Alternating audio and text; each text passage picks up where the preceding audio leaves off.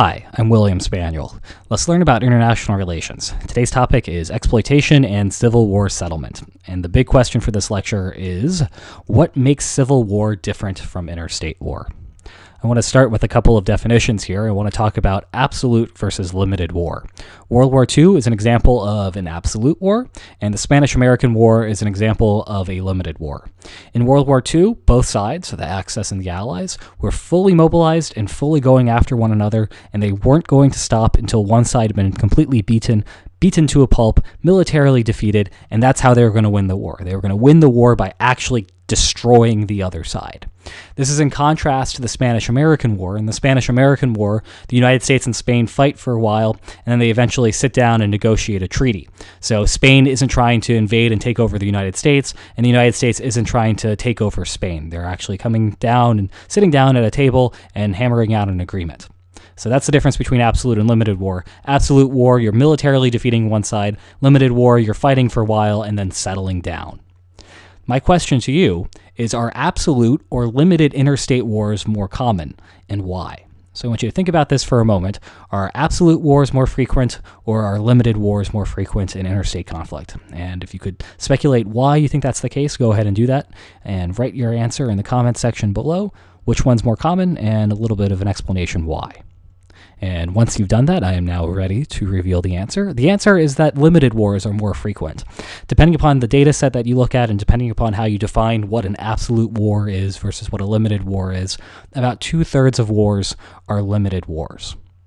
And again, that might change based off of how you code things, but it's still going to be the case that limited wars are more frequent than absolute wars are. And this actually makes sense. If you think about why states fight wars, remember, wars are costly. They kill people, they destroy buildings, they do all sorts of nasty things, and you'd really like to avoid a war if at all possible.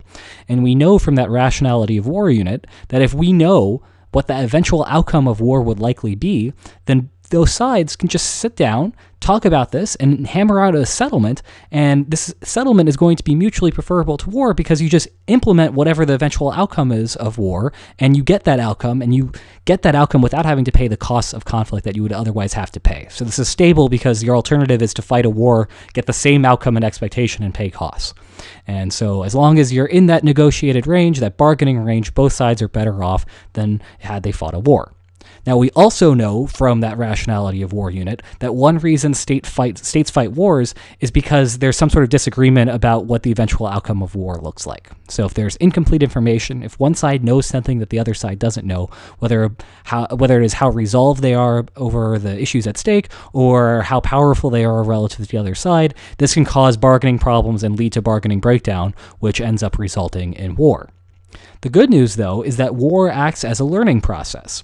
As you fight, both sides are exchanging information. They're exchanging information about how resolved they are to the issues, right? Because the other side is seeing that this first side is willing to go out and fight and risk having all of their soldiers die and risk all sorts of brutal things just to fight over this issue. So that's informing the other side that the first side actually cares about the issues.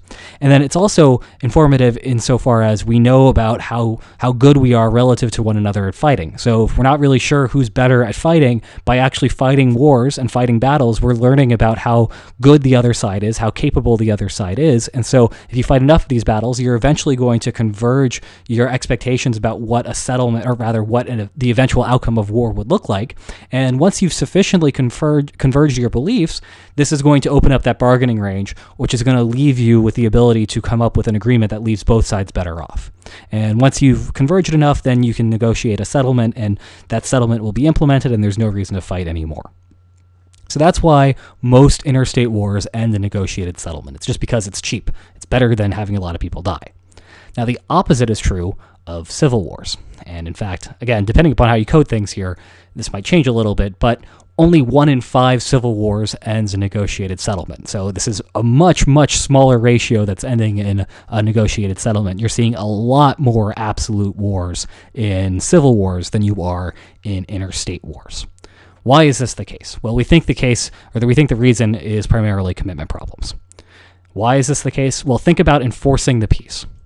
After a limited interstate war ends, again, these are two countries fighting for a while and then negotiating a settlement, short of one side being completely militarily defeated. After you've negotiated that settlement, both sides are still maintaining their armaments. And so the treaty is therefore going to be enforceable, because if you break the treaty, we negotiate a settlement. If one of us breaks that settlement, then we're back into war. But that war is going to be worse for both of us than the negotiated settlement, because when we're settling an agreement, when we're negotiating an agreement, we're going to make sure that we put that negotiated settlement within the bargaining range. And so by definition, if it's in the bargaining range, that negotiated settlement is going to be better for both parties than fighting. And this is something that we're very proactive about and we're very conscious about when we're settling down and when we're negotiating. So we're making sure that the negotiated agreement is mutually preferable to war. And having these arms ensures that resorting back to war is not going to be better for either party. Now, this is in contrast to a case with civil war. After a limited civil war ends, in order to get the country back up and running again, and in order to have a civil society once again, you have to have one side give up their arms. And this is going to lead to a problem where once you've given up your arms, you're leaving yourself really vulnerable and you're leaving yourself open to exploitation. And this is going to cause the sides to continue fighting rather than negotiate a settlement, because they're so scared about what happens when they give up their arms. And what we see is that this is exactly the same commitment problem that we talked about in the last lecture. So remember, in the last lecture, the story was me and a ranger, and the ranger thought I was a drug dealer and he wanted to search my vehicle. And what we saw here is that despite the fact that allowing the ranger to conduct a quick search is better for both parties than waiting for the canine unit to arrive, I end up waiting for the canine unit to arrive, because if I allow a search to happen, then the ranger is thorough, and that's the worst possible outcome for me. And so to save myself from that bad outcome, I just continue waiting for that dog to arrive rather than allowing the ranger to conduct a search. Essentially, I don't trust the ranger because I have no reason to trust the ranger, because it's not in the ranger's best interest to conduct the quick search. Well, we can see something very similar here if we just change the labels. So you're going to notice here between these next two slides that I'm not doing anything to the structure of the interaction. I'm just changing the names. So instead of me, we have rebels. Instead of the ranger, we have a government. And instead of me choosing whether to allow a search to happen or waiting for a canine unit to arrive, we have the rebels either choosing to fight or to surrender. And we have the government choosing whether to be nice or exploit, rather than a ranger choosing whether to conduct a quick search or a thorough search. Now, because this interaction is exactly the same as before, what we know here is that the outcome looks like this. The rebels continue fighting because the rebels know if they surrender, then the government has a chance to exploit them. Because once the rebels surrender and give up their arms, the rebels are now defenseless, and so the government can go ahead and exploit the rebels and essentially implement their most ideal outcome. And this is very bad for the rebels because all the rebels end up dead. And so because the rebels are fearful of this, they continue fighting, even though surrendering and having the government be nice is mutually preferable to that conflictual outcome. Well, this is really unfortunate, because if the rebels were to turn things around here, so in this situation, the rebels are very likely to lose here, and they know it, but they prefer to continue fighting because the alternative is to have them all just be eradicated. If the rebels do continue fighting and they do happen to turn things around, and now they look like the ones that are more likely to win, then this same problem exists just in reverse, where now the government looks like they're the ones who need to surrender because they're going to lose the war. But if they surrender, now the rebels have the choice whether to be nice or to exploit them, and, well, the rebels are going to exploit them because that's what the rebels have in their best interest. And so the government knows that it needs to continue to fight, even though, again, fighting is worse for both parties than surrendering, and in this case, letting the rebels be nice.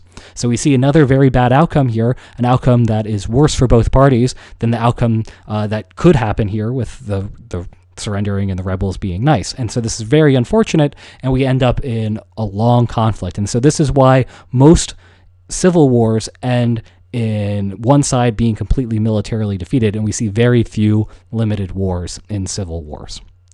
However, we do see, on occasion, civil wars ending in a negotiated settlement, right? There's that 1 in 5 chance. So 20% of these wars are ending in negotiated settlement, and what we need to be curious about is what's causing that 20% of civil wars to end in negotiated settlement. And we're going to do that in the next lecture. So I hope you enjoyed this, and I hope to see you next time. Take care.